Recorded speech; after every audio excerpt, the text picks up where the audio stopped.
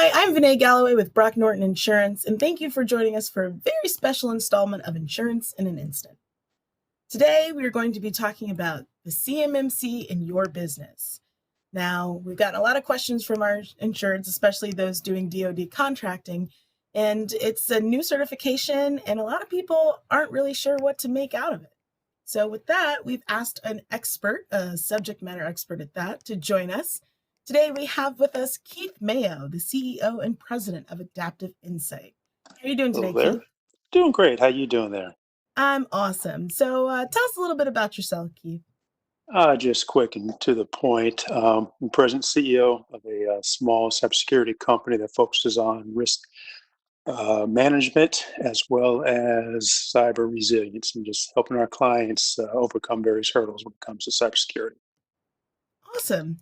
Well, with that said, let's jump right into it. So the first and most obvious question that we're getting is, what is CMMC? What is this Cybersecurity Maturity Model Certification?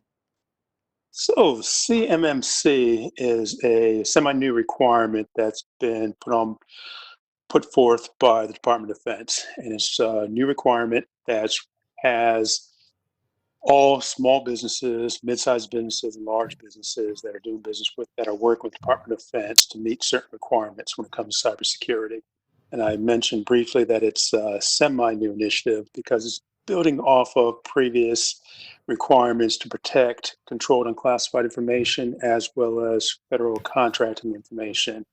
And so now it's just making that requirement more stringent and making it mandatory.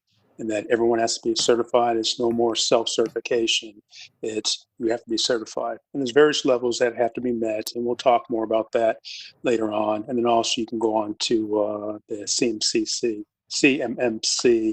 AD's website, and that'll give you some more detailed information. Perfect. All right. Well, moving right along, we'll go through a series of questions. I have about 5 or 6 questions here that we've actually gotten from our insureds. And to start off, as a small business with DoD contracts, how can I prepare for this without breaking the bank? I'm worried the cost to implement may reduce my profit margin. That's a very, very good question. And I know a lot of companies are concerned, small businesses are concerned that this program was created for large businesses, maybe a few small businesses, but it wasn't taking consideration of the concerns of the small business. And that's not the case. So what I would say is this, you start early, start tracking your expenses, start tracking your costs as we're preparing. Because the reason I state that is when you're ready for contract, or entering into the contract, the government, they already have the understanding that some of the costs can be passed on as far as to the contract. So the government's willing to absorb some of those costs. So that's going to save you somewhat there. And the other thing is, I would say prepare early. The sooner you start and looking at the requirements, creating a baseline as far as where you are as a company, how you're meeting those requirements will help bring your costs down overall. Because when you get audited, you don't want to all of a sudden say, oh no, I have these shortcomings, I'm missing this, and all of a sudden it does become expensive because at the last minute. So the sooner you start and the better you track your expenses will help bring your costs down in the long run. Perfect. Well, I definitely appreciate that. I'm sure a lot of our insureds will. Mm-hmm. The next question is, where can we find C3PAOs to perform assessments? Is there a time frame for these to be completed before I can bid for additional work? Oh, that's an easy question because you can't find a C3PO right now. Like I mentioned, this is a very new program, and they're probably looking at midsummer, early fall before they actually have C3POs certified.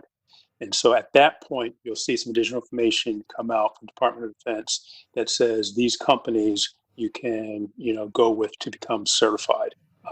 They'll be the ones to do the audit on your company. And so there's still a lot more time as far as you to be prepared for that audit. But right now, there are no companies that are actually certified as a 3PO. And any company that states that they are, it's false information. Any company says they can guarantee that you can become certified, that's false information because the Department of Defense has not put out specific requirements as of yet, as well as the accreditation agency has not put out any information on those details. They're still working on that. So stay tuned. probably look at, like I said, summertime, early fall, maybe mid-fall before you see specifics out on that. Wow, because I know I've definitely seen a couple testaments as to we can guarantee or we can help you with this. So that's Exactly. very good information to have. All right, next. Will a data breach or hack nullify my certification? And if not, is there anything that will? No, a data breach will not nullify your certification as long as you're meeting the requirements of the CMMC at each level. So if you're level 3, there's a certain level of controls that have to be met.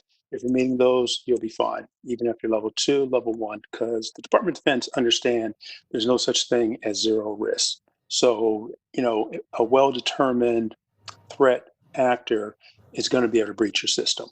The concern is, what do you have in place to either prevent that from happening or being able to respond correctly if it does happen? And that's what the government's concerned with. Not so much that, hey, if you get breached, you lose your certification. That's not the issue. Now, if you don't have controls in place, if you falsified as far as stating that you're level 3 and actually you're not, or once you get past, you forget to continue to implement those controls, and you get breached, that's when you could probably lose your certification. So the key thing is, once you get certified, maintain it. It lasts for 3 years. Do everything you can during a 3-year period to maintain those controls that you've put in place. Wow, great. More good information. Moving right into the next question. The different levels of certifications are confusing. How do I know which one I need? I would recommend, just one, taking a step back, looking at what they are. They're not completely out of the ordinary. They do follow previous requirements with under NIST Special Publications 800 171. That was a requirement previously, so they're in line with that. But what you will find out though, when it comes time for either a request for a quote or a request for information, or request for proposal from the government, that's when they're going to identify for this particular contract, we're going to require a level 3, a level 1, a level 4, a level 5. The government will tell you that. But if you want to see where you are currently, evaluate yourself, conduct an assessment, see where you are based off of level 1. If you meet all those controls, great. Then you can move on to level 2 and see if you meet all those. And also keep in mind real quick that level 2 incorporates level 1. Level 3 adds level 1, level 2 as part of level 3 with them additional items, so forth with the other ones. So as long as you meet that level and everything behind that, you'll be fine for that level. So just go ahead and take a look at yourself, take a look at the requirements, and just see where you stand. Great. And I think previous conversations, maybe we're thinking most of the contracts that are coming out are going to be set at a level 3. More than likely, yes. Okay. Because they're looking at protecting controlled unclassified information, and that's where level 3 captures all of that. So you can, unless you're doing maintenance type of contracts as far as lawn care on a base or something very small, you may not have to be level 3. But most contracting efforts will probably be at level 3. Great. All right. Question number 5. Will this certification be implemented for other agencies or departments? And if so, is there a timeline for when those requirements will be released? That's a very good question. Right now, there's discussions as far as expanding this beyond Department of Defense. Right now, Department of Defense is the only one that's implementing this.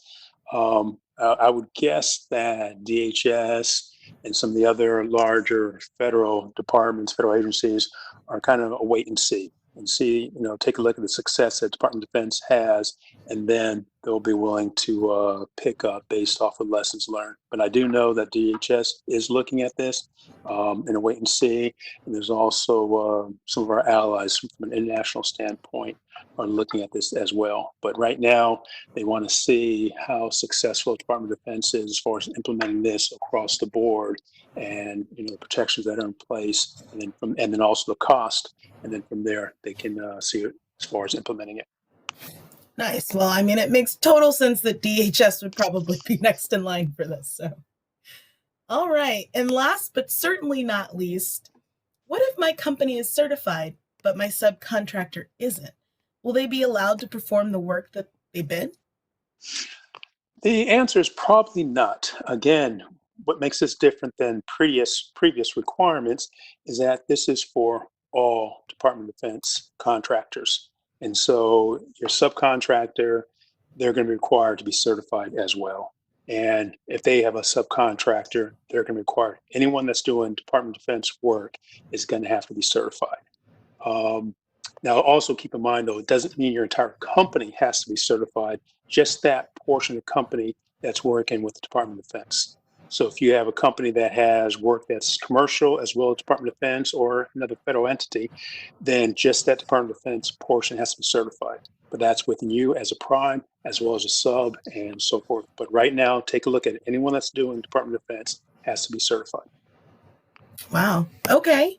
Well, we're wrapping up. Are there any other items or bits of information that you think would be pertinent to share? The only thing that I would say is that you have to take this serious. Okay, the government, Department of Defense, is taking this very, very serious. So look at Department of Defense website and look at DoD's CMC website as well, and that's definitely some pertinent information. But you have to take it serious. It's not that complicated. It's not that hard, but it does take some work. And Adaptive Insight and other companies, we can provide you some assistance as needed as far as doing that initial assessment.